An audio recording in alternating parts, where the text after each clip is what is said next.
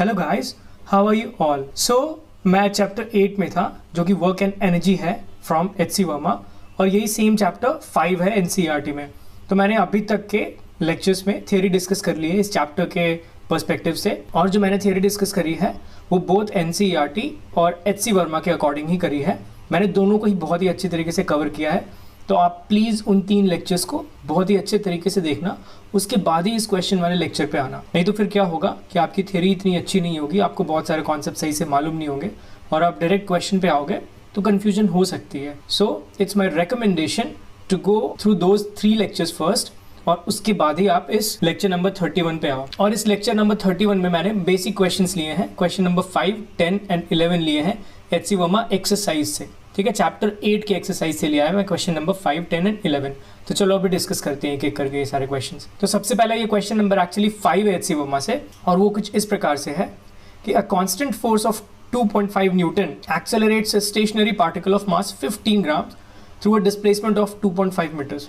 तो यहाँ पे कुछ इन्फॉर्मेशन गिवन है। सबसे पहले ये जो कांस्टेंट फोर्स है that is 2.5 Newton which is given, और इतनी फोर्स से एक स्टेशनरी पार्टिकल है, सपोज करो यहाँ पे कोई एक मास m की पार्टिकल है, ये मास m भी गिवन है, उसको मैं यूज किया हूँ इस फोर्स को, इस 2.5 न्यूटन वाले फोर्स को, ताकि वो इस पार्टिकल को डिस्प्लेस करवा सके कितना 2.5 मीटर्स। तो इतनी डिस्प्लेसमेंट ये फोर्स करवा रही है, और उसके बाद हमें फाइंड करना है work done and average power delivered.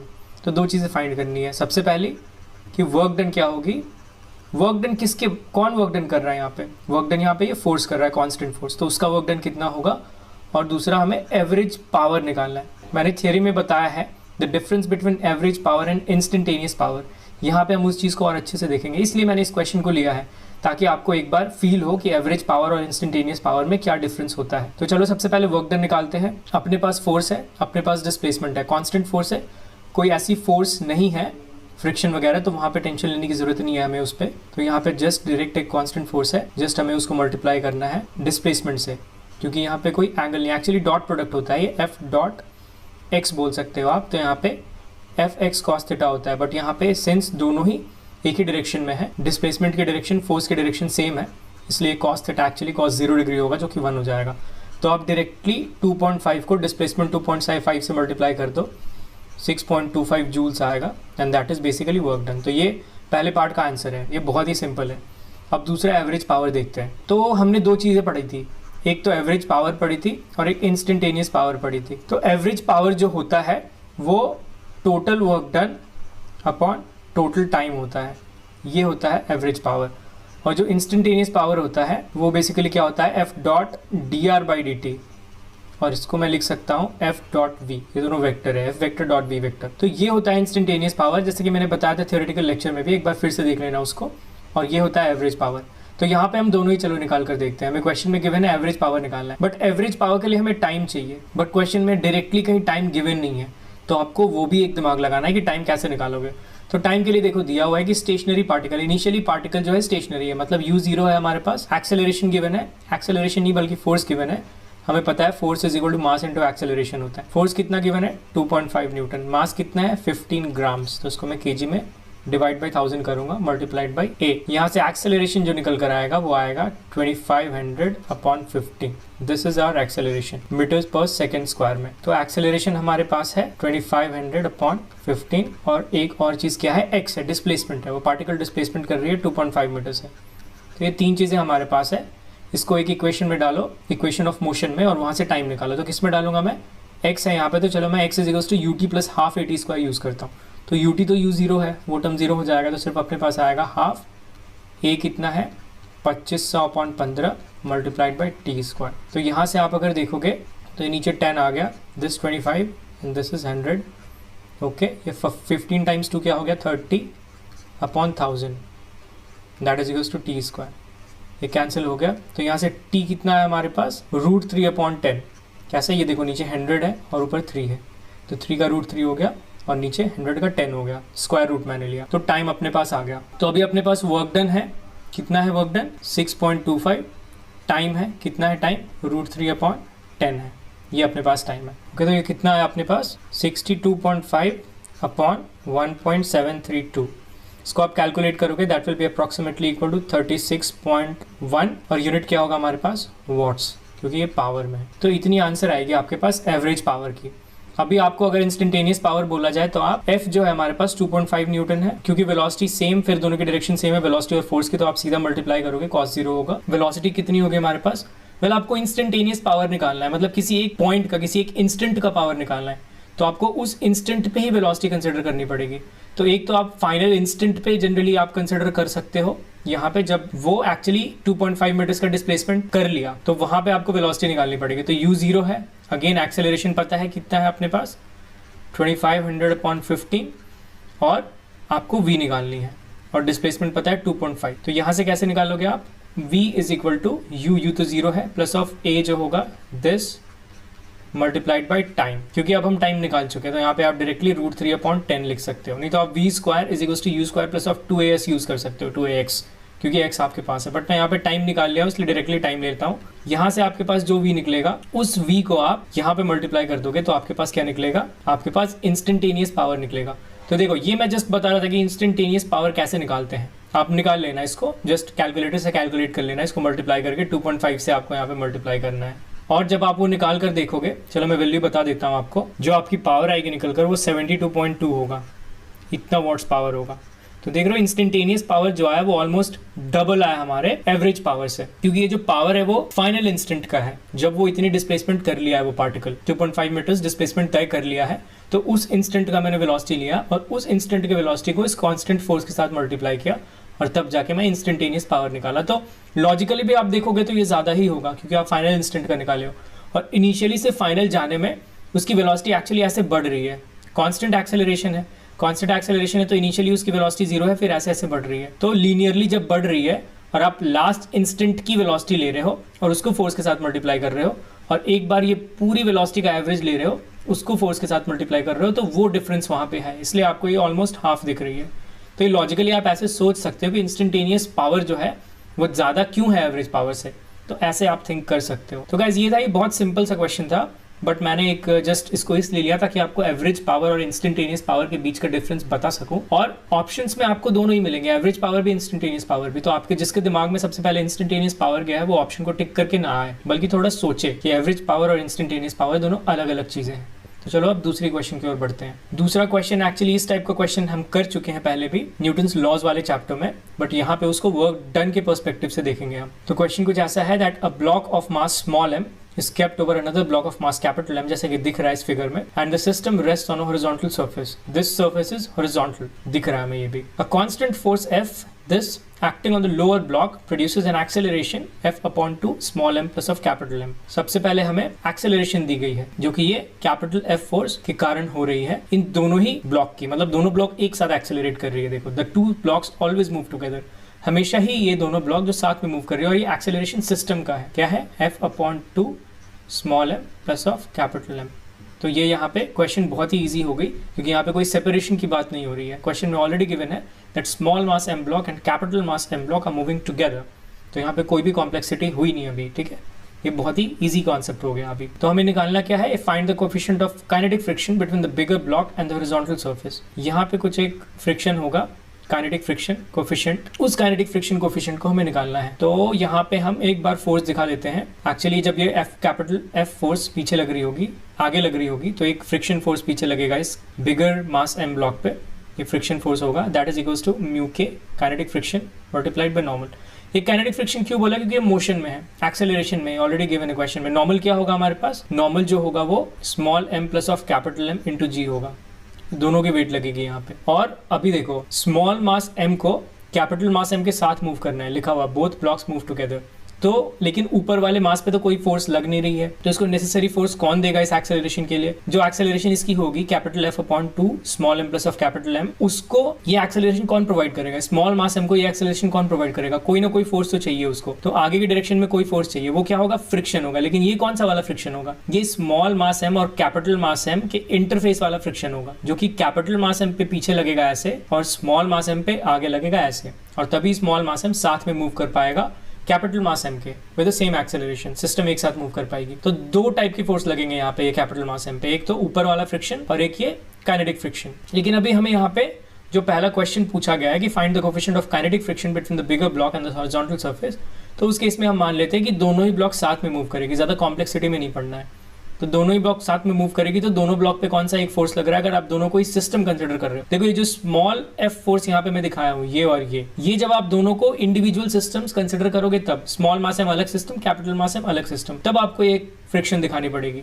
But दोनों को ही एक साथ कंसिडर करोगे तो ये तो इंटरनल फोर्स हो गया। इंटरनल फोर्स हो गया तो आपको ये फोर्स दिखाने की जरूरत नहीं है, एक एक्सटर्नल फोर्स कैपिटल एफ है। तो उस प्रकार से अगर मैं फोर्स लिखूं यहाँ पे, तो ये कैपिटल एफ माइनस ऑफ ये फ्रिक्शन, नीचे वाला फ्रिक्शन, म्यू के इंटू एन, नॉर्मल कितना है small M plus of capital M into G, और ये किसके इक्वल होगा, ये बेसिकली इस एक्सेलरेशन के इक्वल होगा। तो मास कितना होगा small M plus of capital M, और एक्सेलरेशन कितना है F upon two small M plus of capital M. तो ये आपके पास ऐसा इक्वेशन लिखी जाएगी, आप ऐसा इक्वेशन लिखोगे, यहाँ से ये कैंसिल आउट हो गया, एफ अपॉन टू हो गया, तो एफ इधर आएगा, F minus of F upon to, that is F upon to, और इसको मैं राइट साइड ले रहा हूँ, तो म्यू के small M plus of capital M into G. अपने को चाहिए क्या था, अपने को म्यू के निकालना है पहले क्वेश्चन में, तो म्यू के कितना आ गया अपने पास F upon two small M plus of capital M तो जी। तो ये हो गया अपने पहले पार्ट का आंसर। देखा कितना आसान है ये, बस आपको समझना है, आपको पर्सपेक्टिव समझनी है, आपको क्वेश्चन जैसा गिवन है उस हिसाब से चलना है।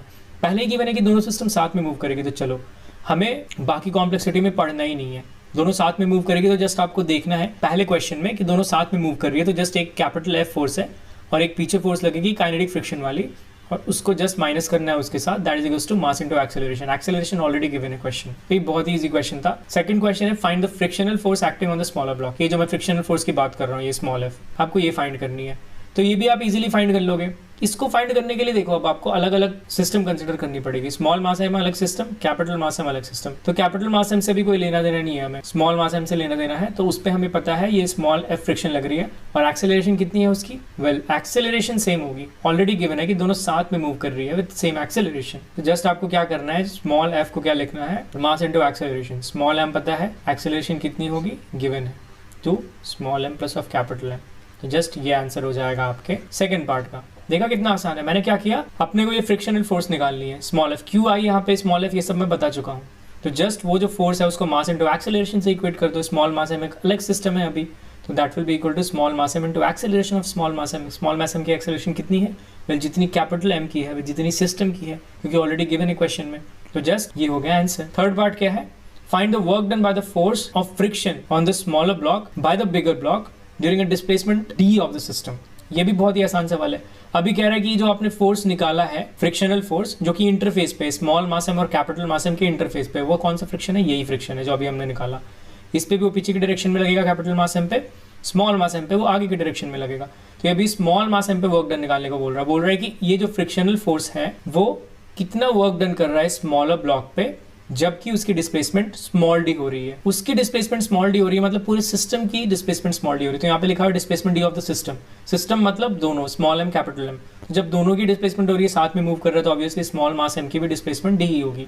अब आपको फोर्स पता है, ये कांस्टेंट फोर्स है फ्रिक्शनल फोर्स यहाँ पे जो लग रही है, क्योंकि दोनों हमेशा साथ में मूव कर रही है।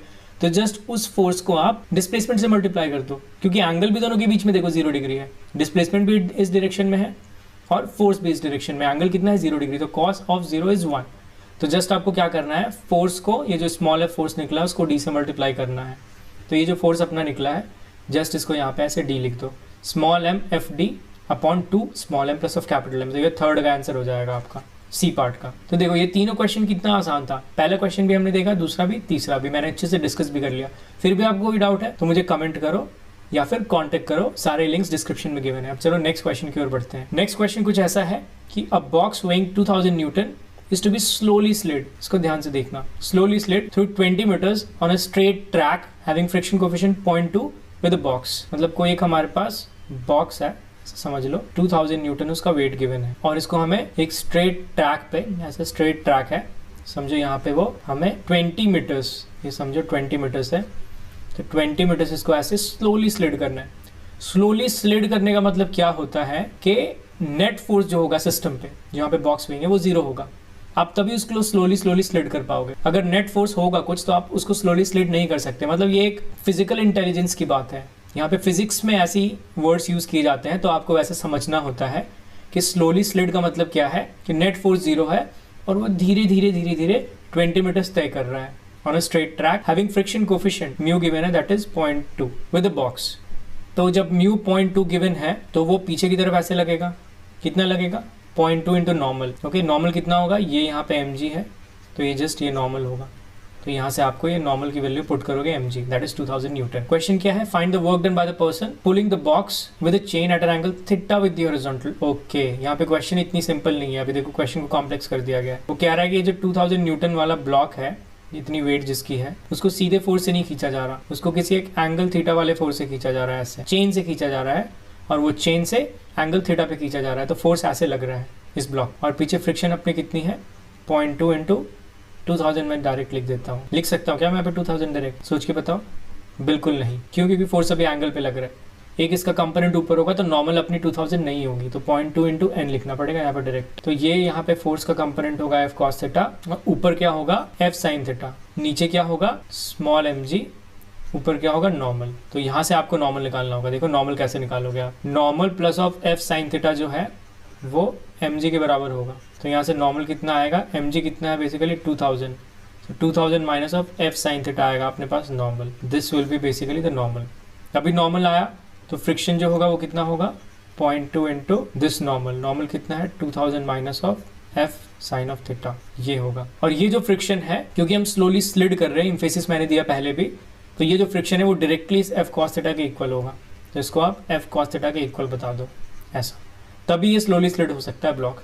ये लॉजिकल है, ये आप सोचना कि ऐसा कैसे हो रहा है। मैंने पहले भी बताया हुआ है कि स्लोली का मतलब क्या है, धीरे धीरे ले जाना, और तब नेट फोर्स जो होता है एक्चुअली जीरो होता है। तो अभी यहाँ से आपको कैपिटल एफ निकालना पड़ेगा, तो यहाँ से आप इसको सॉल्व करो, ये कितना होगा 0.2 into 2000 minus of 0.2 F sine theta that is equals to F cos of theta. यहाँ से अगर आप एफ निकालोगे कितना होगा, ये एक्चुअली हो गया अपने पास 400 upon cos theta plus of 0.2 sine theta, ये अपने पास एफ आ गया, फोर्स अपने पास आ गया जो ये फोर्स लग रही है। अभी आपको वर्क डन निकालना है, वर्क डन के लिए आप फोर्स इंटू डिस्प्लेसमेंट करोगे मल्टीप्लाई। डिस्प्लेसमेंट कितना है अपने पास, वेल वो 20 मीटर्स ऑलरेडी गिवन है, बट यहाँ पे देखो फोर्स जो है वो इस डायरेक्शन में है, एंगल थीटा पे है, बट डिस्प्लेसमेंट हॉरिजॉन्टल डायरेक्शन में है, तो आपको क्या लिखना पड़ेगा एफ डॉट डी, और एफ डॉट डी कितना होगा F D cos of theta. तो यहाँ पे एफ अपने पास है, डी अपने पास 20 है, मल्टीप्लाइड बाई कॉस थीटा करना पड़ेगा। करते हैं, एफ कितना है 400, डी कितना है 20,